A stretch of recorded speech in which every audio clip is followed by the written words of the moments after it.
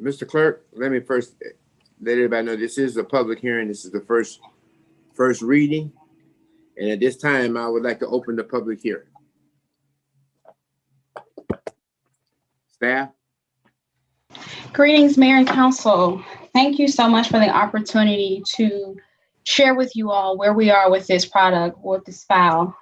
We have spent some time on it, and I'm just elated to finally be at this point. So while the slide is being prepared or brought to the screen, I want to first thank you all, you as council, for your review, the time that you've put into this file, and ensuring that this was a file that was not only your desire, but your constituents as well. I want to make sure that I also thank the public for their comments, because they were allowing us to hear their voices, and those edits, of course, were made hearing of those things. And then lastly, I want to thank the CDRA team and the Wood team as well, because there has been countless hours and days and months used to get to this point. And I just can't thank Wood enough for their patience and their willingness to work with us, and just all that they've done to get us where we are today. They've been an absolute pleasure. Okay, so for the first slide, if you can extend to the next slide, please. I want to give an idea to the public as well as to council as to what we did with this file. Of course, we had goals. We had visions that we felt would be necessary to come to this point. And so we wanted to make sure that the city's first official zoning ordinance was something that was not only drafted by our elected officials, but also drafted and received by our residents as well. So with that, we wanted to make sure it was customized to that extent. We are no longer using Fulton County's file after this point. We're using a file that the city of South Fulton drafted from their residents and elected officials. We wanted to make sure that the file was up to date with state and federal laws, and ensure that there was an ease in use as well. And I can go into greater detail in what that means. And then, of course, lastly, we wanted to make sure that this file coordinated with other planning documents to allow there not to be any conflicts. Next slide, please.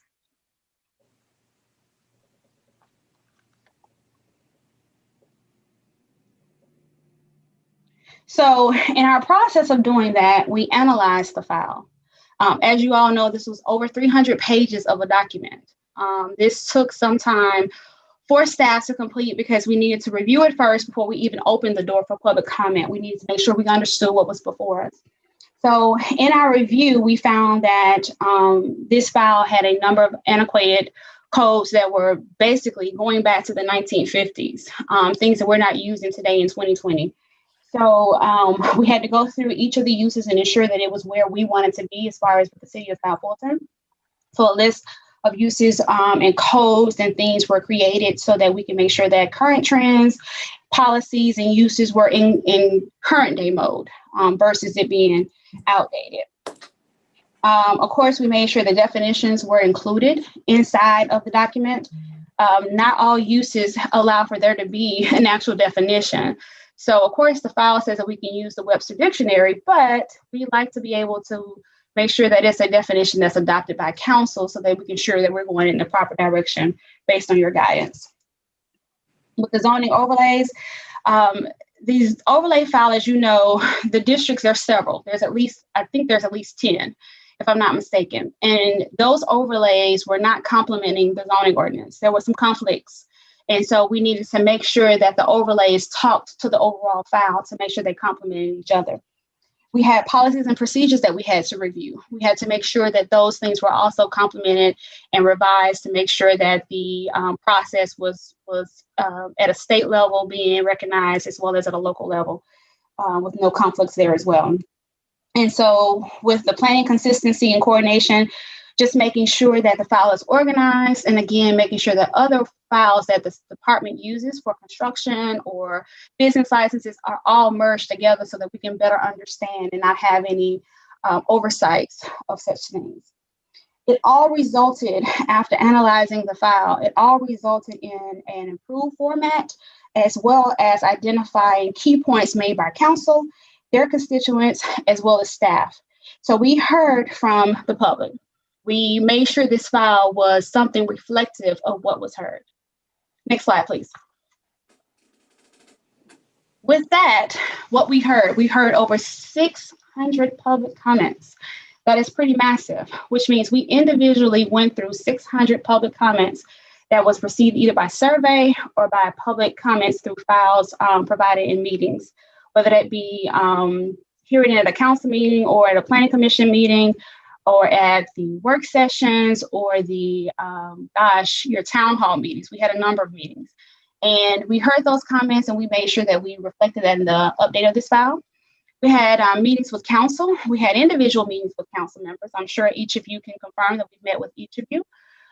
We've also had the planning commission meeting where we met twice with the planning commission. And of course, they are recommending approval of this file. So as you know, their recommending body, it goes a long way with them to give a recommendation. And they, of course, have given that to us for this file.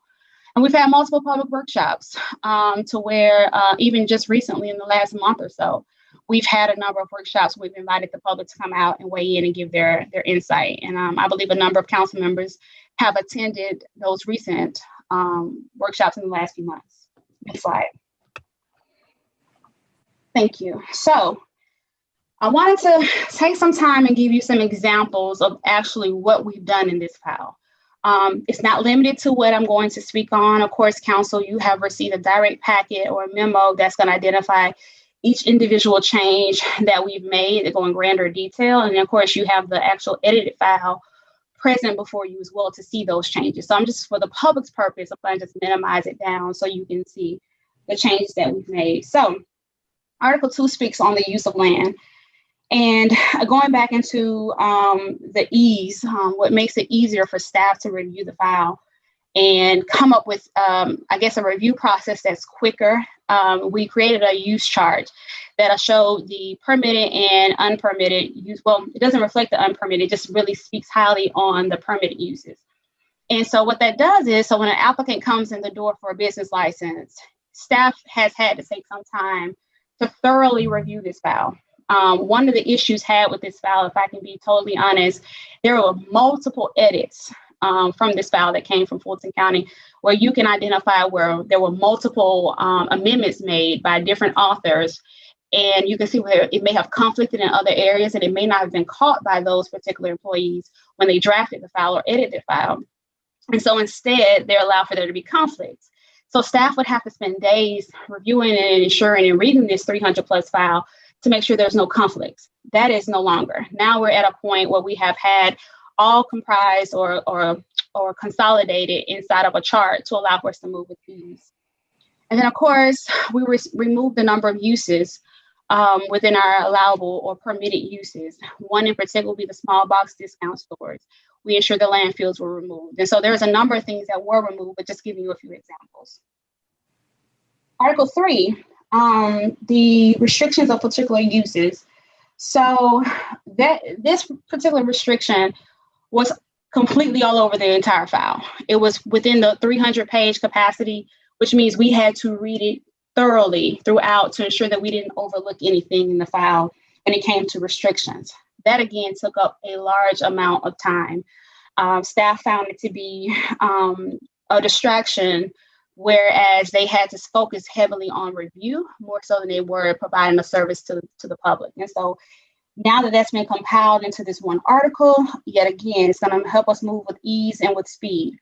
And I've identified inside the memo, or our consultants would have identified in a memo to you what those use restrictions would be. I want to give an example of one of the restrictions that we amended in Article 3. Distance requirements was amended.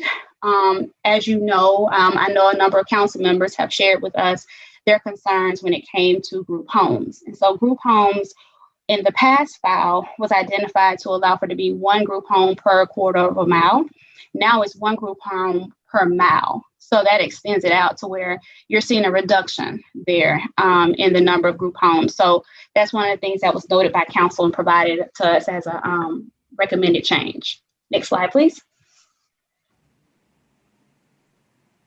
Okay, so in Article 4, which is lot and building standards, we found here that there were a number of concerns had with the, I guess, reflective of construction materials, construction quality, whether it be residential and so forth. And so we found a need to make some changes in Article 4.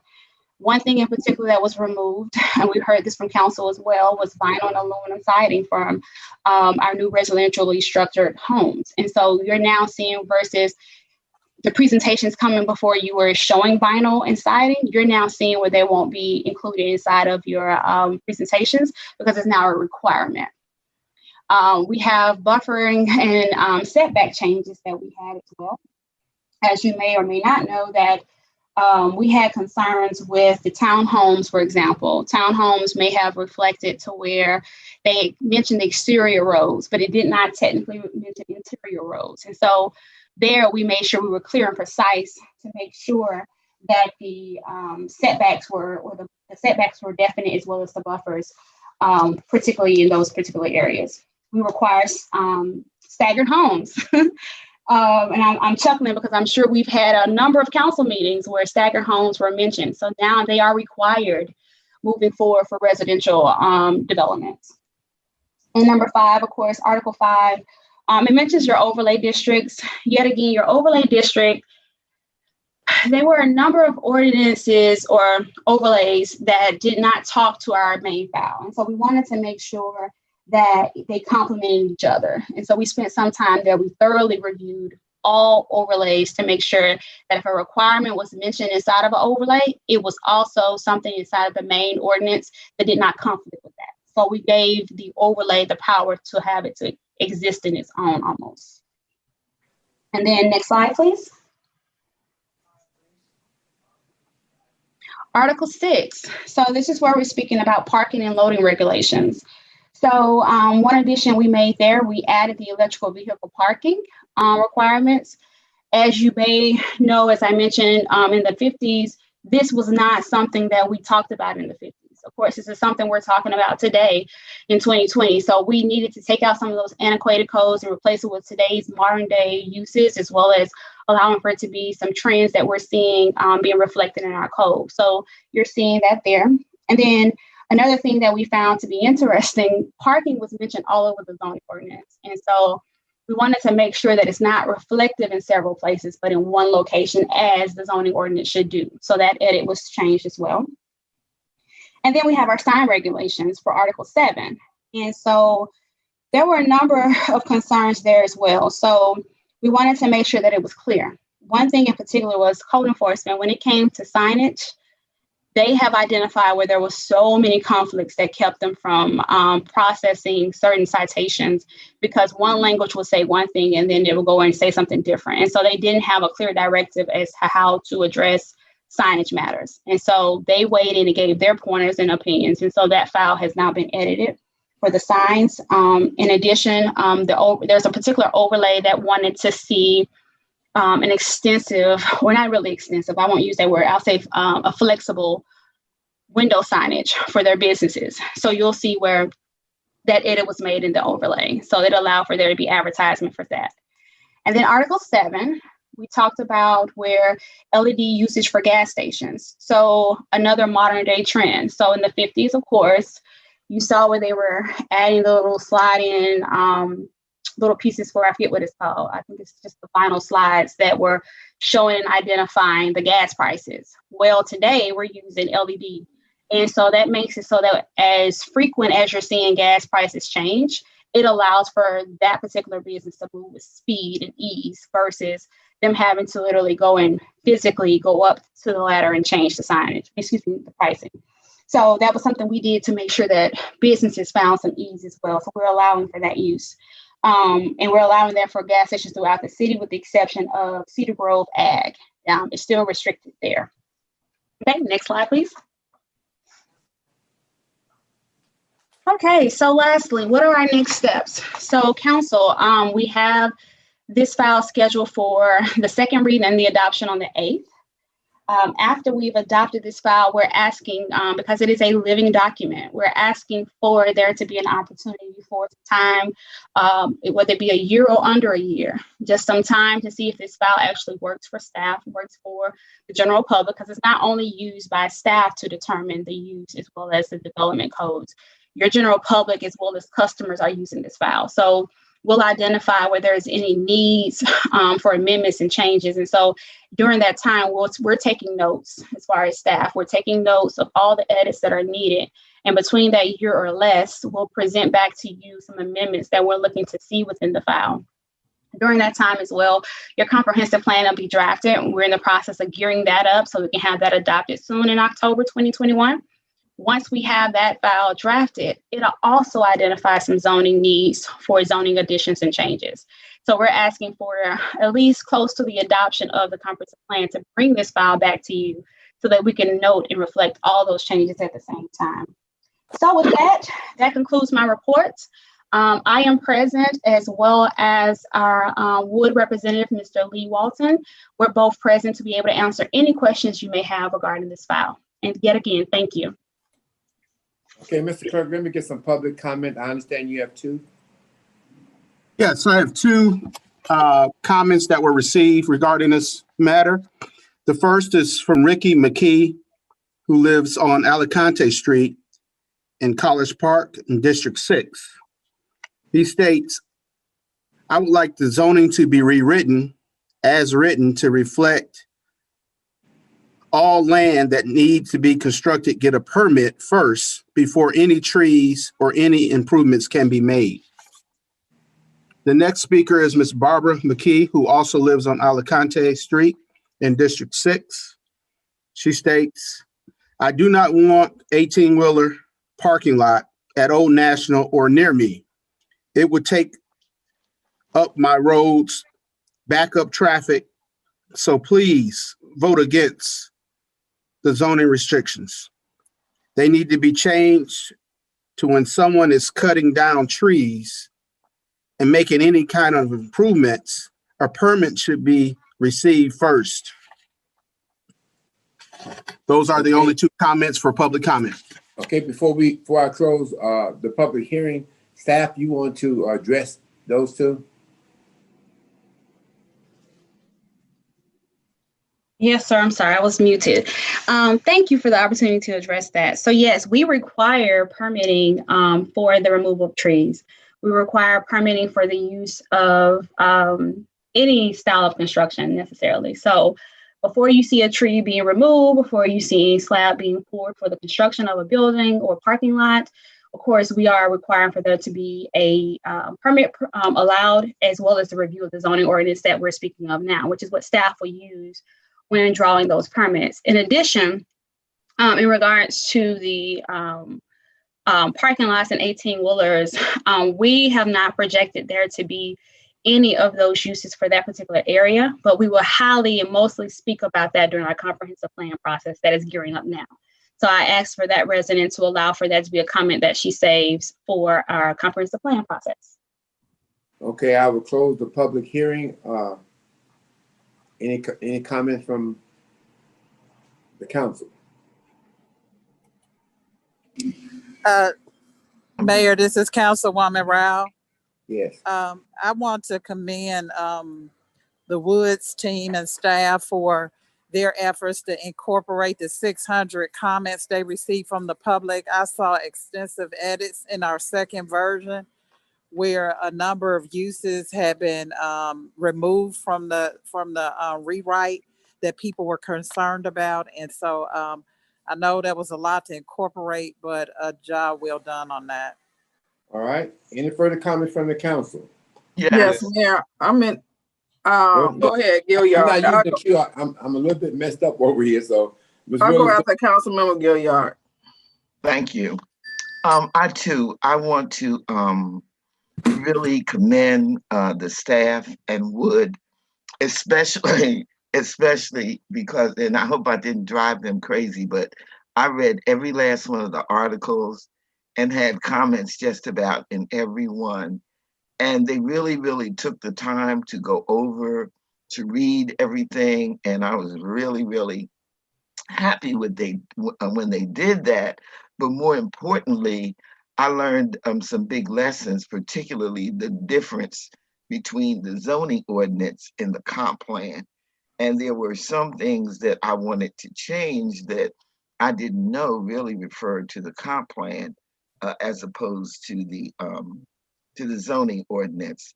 But one of the things that, one of the takeaways that that I had was that the current comp plan is for a certain period in time. And as we deal with density, and there is so much of that in this zoning rewrite, that we are really going to have to deal with infrastructure changes because they will be really impacted by the density. And so I'm looking forward to the next step, which is the comp plan, which is going to really address that. And then, you know, I have some ideas about density that really needs to be tied to a larger plan that I don't think we have.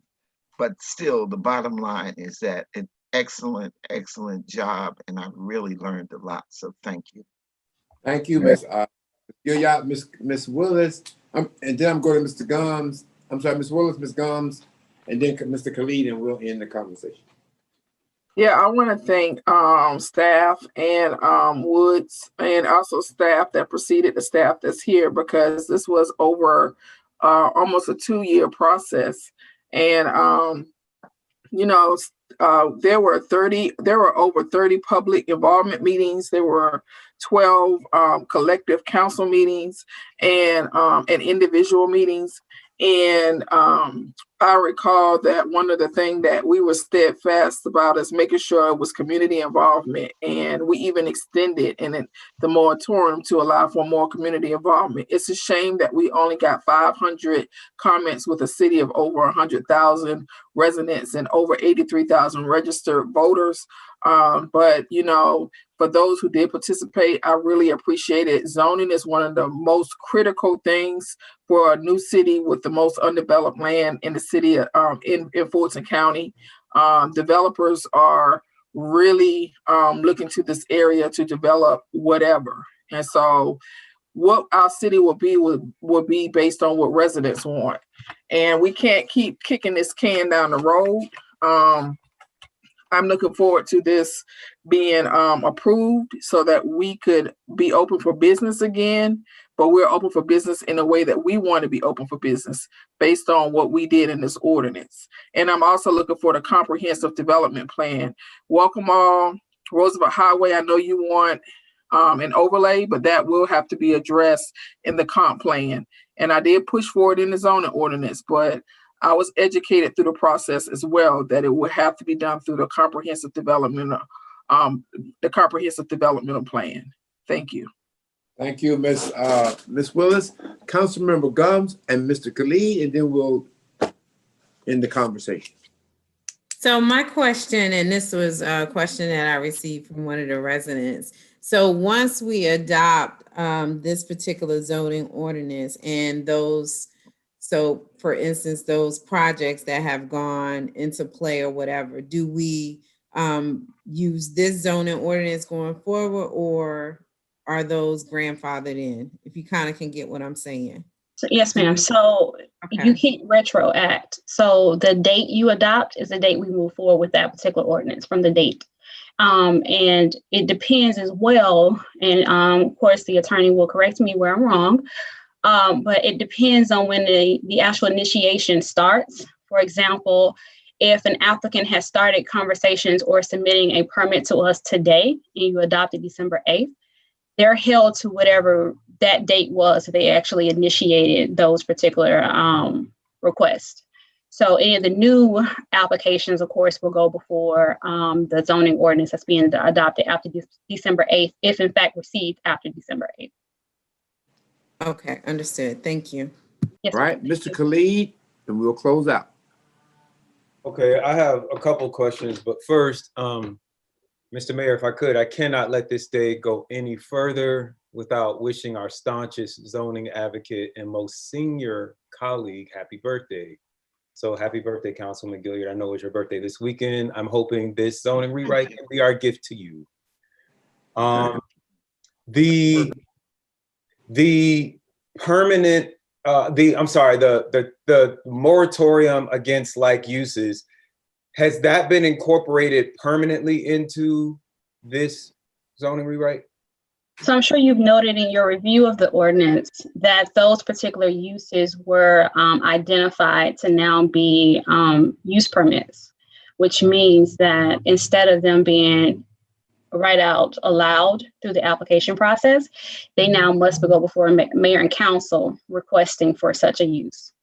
Okay, yeah, that actually wasn't clear to me. And then I saw that the height variance administrative approval process was removed. So what process is in place for that now? I'm sorry, what was that again? What was removed? The Height variance approval process. And Lee, you can correct me where I'm wrong because Lee's on the call. I'm not noting that that was removed. But Lee, if you can weigh in on that for me. I can. I hope you can all hear me. Very simply, that was removed from the old national overlay where it had been added. And as the ordinance exists now, the approach for any height variances is the same as for any other variance of any type. Right. So it was just particularly for Old National. I thought you were mentioning overall in the city, but no, yes, what he did is made sure that that was reflective and conducive across the entire city versus just Old National.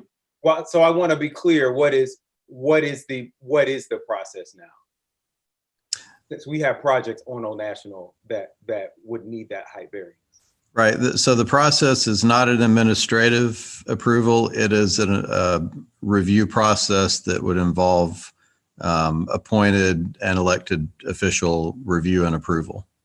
So is that the planning commission and then mayor and council? Is it planning commission or zoning board, Shayla? One or the other? It's planning commission. Planning commission. Thank you. Okay. The thing that I learned in this process is I didn't realize that there was a separate set of subdivision regulations. I think that quite a few of us found that the things that we were interested in changing in the zoning code were actually in this entirely different set of regulations, which are the subdivision regulations. Would we be reviewing those before the October 21 adoption of the comprehensive plan? So when we identified the need to amend a regulation, we chose the zoning ordinance.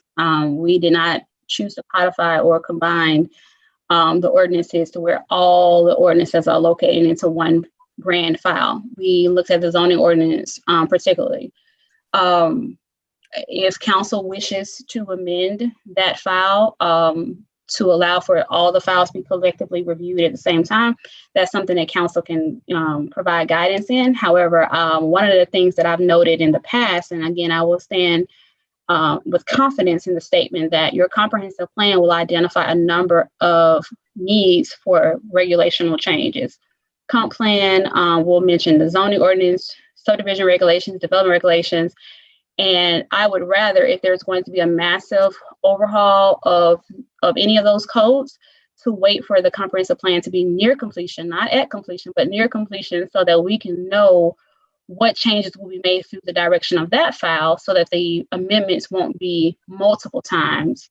Because again, staff being the ones using the files, it allows for us to be more confident in our actions versus there being multiple files all over the place. So just allowing for a cleaner process, waiting for the comprehensive plan to be near adoption would be grander. Okay. I mean, I guess I will yield to your expertise. I do think that there is a lot of, I could be wrong, but I do feel like there is a lot of interest amongst my colleagues to make some updates to the actual subdivision regulations. If I may add one last thing to that. I know we as the city of South Fulton, we get very excited about having some things in the ground. We get very excited being new that we want to hear every concern and make sure everything's being acted on almost immediately. But one of our grand sister cities of Sandy Springs, they waited to almost close to 7 to 10 years to make some of these changes. And that's because they wanted to see what actually worked and what did not work before some of those changes were actually made. So again, I just want to make sure we're not being eager to make changes that may be actually working for us. Being that we're a new city, we're still kind of determining that right now. So I just want to make sure I added that into the pot. I hear that. And I hear that. However, I think the difference between us and Sandy Springs is that developers are not building some of the things that they're trying to build over here. My last question is, or my last comment is, if it is the case that we are not going to be making changes, because I think I heard you say that you don't want to make a lot of amendments to this for like 12 months or until we get to the comprehensive plan, I strongly urge us to change the notice requirement that the McKees talked about. While it is true that you have to get a permit for knocking down trees or a permit for building, you do not have to notify your neighbors that you're doing or what you're doing unless or until you apply for a zoning variance or a zoning change. I think that anytime people are knocking down trees and building things, they should have to give notice to their neighbors.